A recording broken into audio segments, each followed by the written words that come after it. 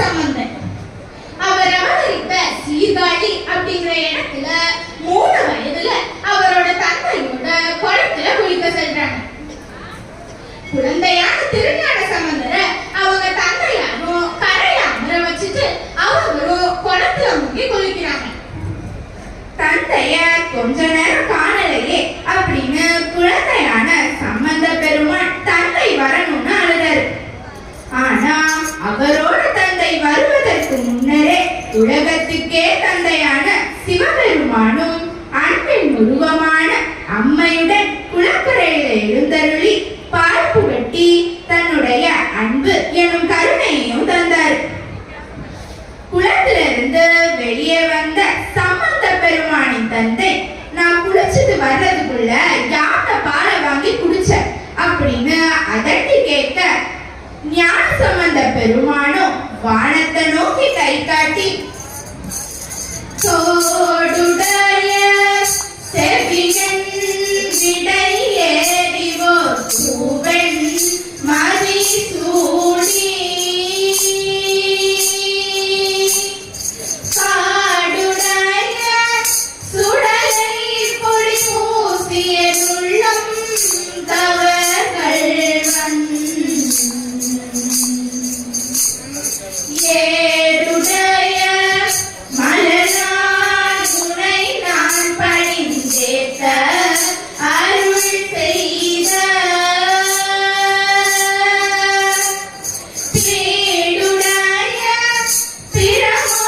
பிரமாபுரமேவிய பெம்மானிவனே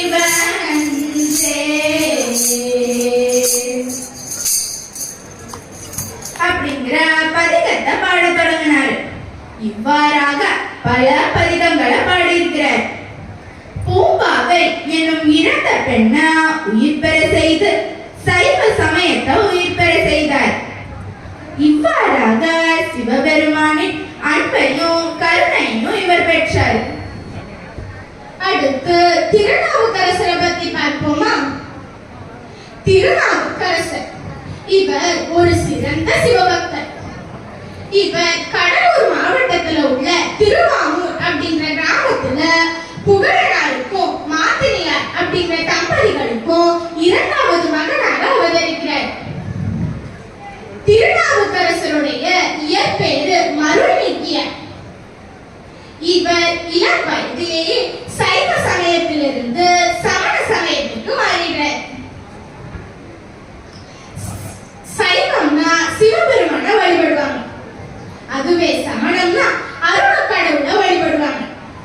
அந்த சமண சமயத்துல அவர் போய் இணைஞ்சுக்கிட்டார். திருநாவுக்கரசருடைய தமக்கையார் பேரு திலகவதி. இவங்களும் ஒரு சிறந்த சிவபக்தை தான். தன்னோட தம்பி சைவத்திலிருந்து சமணத்திற்கு மாறியது நினைச்சு மிகவும் வருந்தி இறைவன் சிவபெருமான் கிட்ட முறையிடுறாங்க.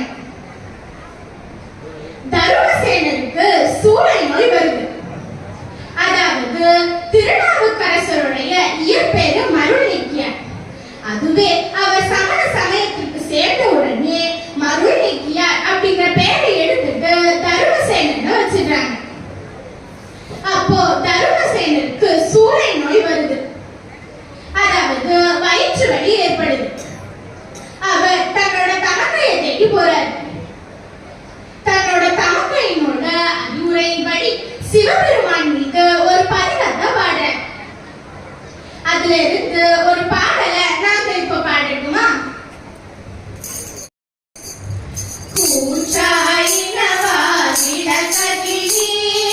கொடுமை பல செய்த நானறியே ஏற்றாய் அடிக்கே இரவும் பகலும் சிறியா வணங்குவன் எப்பொழுதும் தோற்றாதன் வயிற்றின்னகம் படியே உடலோடு துடக்கி முடக்கிட ஆற்றே நதியே நதிகை கெடில வீரட்டான துறை அம்மானே ஆற்றே நடியே நதிகை கெடில வீரட்டான